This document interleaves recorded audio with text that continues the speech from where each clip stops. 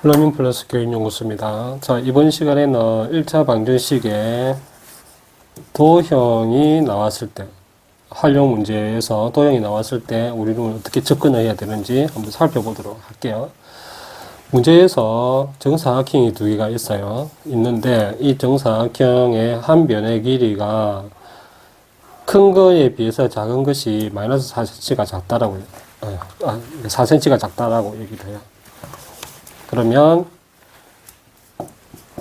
4cm가 작다라고 얘기를 하고, 그리고 이 두 정사각형의 둘레의 길이를 96이라고 합니다. 그러면 한 변의 길이를 구하라고 하는 거예요. 여기서 그러면 우리가 x를 지정을 해야 되고, 결정을 해야 되고, 그 다음에 등호가 결정을 해서 어떤 것이 같은지 우리가 확인해야 되겠죠. 그럼 문제에서 주어진 것이 96이라는 것이 이 A 사각형과 B 사각형의 둘레의 길이를 합한 것과 같죠. 그러면 96이 된다는 거예요. 그러면 A 사각형과 B 사각형의 둘레의 길이를 구하는 식을 이제 넣으면 된다는 거죠. 그러면 정사각형의 둘레의 길이는 네 변이 똑같으니까 4 곱하기 한 변의 길이가 되겠죠. 그럼 한 변의 길이를 봅시다. 4cm가 여기가 작다 그래요. 그러면 만약에 내가 여기가 x를 두었을 때는 여기가 마이너스 4가 될 것이고, 여기에 내가 x를 두었다면 여기는 x 플러스 4가 되겠죠. 자, 이런 거 여러분들 만들어 내셔야 돼요.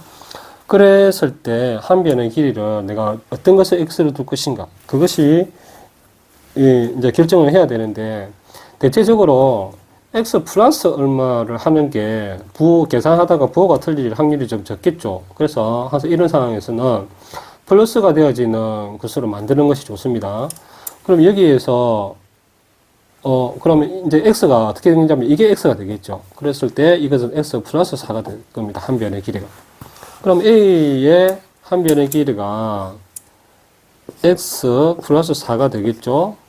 그리고 b 같은 경우는 x가 네 변이니까 4x가 되겠죠. 그러니까 이 두 개를 더하니까 96이 되더라. 이 식이잖아요. 그러니까 이것을 이제 뭐 분배하면 찾아지겠죠. 근데 중요한 것은 우리가 식을 어떻게 세울 것인지가 이 시간에 얘기를 하는 거라서,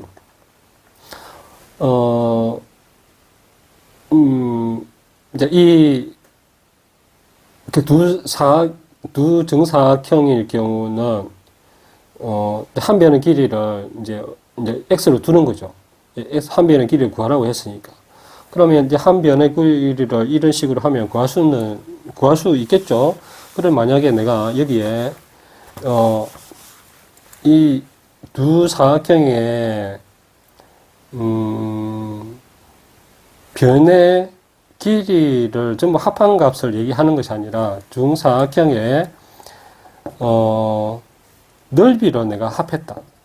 넓이를 합했다고 합시다. 넓이를 합해서 만약에 이게 뭐 40cm 제곱이라고 해봅시다. 예를 들자면, 해봅시다. 그러면 이 40이라는 것은 A와 B의 넓이를 더해서 40이 된 거죠. 그러면 이것은 사각형의 넓이를 구하는 식으로 바꿔줘야 돼요. 이것도 마찬가지. 왜? 이게 넓이니까. 그러면 넓이니까 이것도 넓이가 돼야 되는 것이죠. 같은 종류의 성격을 만들어줘야 되는 것이 이 식입니다. 그러면 이 식의 한 변의 길이를 x 플러스 4라고 했으니 x 플러스 4의 제곱이 되겠죠. 가로 곱하기 세로니까. 가로 곱하기 세로니까 2배가 되겠죠. 그럼 이것도 마찬가지 x의 제곱이 되겠죠. 그랬을 때 40이 나온다라는 식으로 바꿔줄 수가 있습니다. 이것은 이제 할 수는 없겠죠. 왜냐하면 x가 이제 제곱이 돼서 2차 방정식이 되니까. 이런 것처럼 식을 세울 때 내가 x를 어디에 둘 거면 이 등호를 넣었을 때 어떤 것이 같아지는가, 이게 한 변의 길이라면 이것도 한 변의 길이를 구하는 식이 되어야 될 것이고, 이게 넓이면 넓이를 구하는 식이 합해져야 되겠죠. 네. 이렇게 해서 도형을 바라보는 도형의 문제를 바라보는 관점들에 대해서 한번 얘기를 해보았습니다.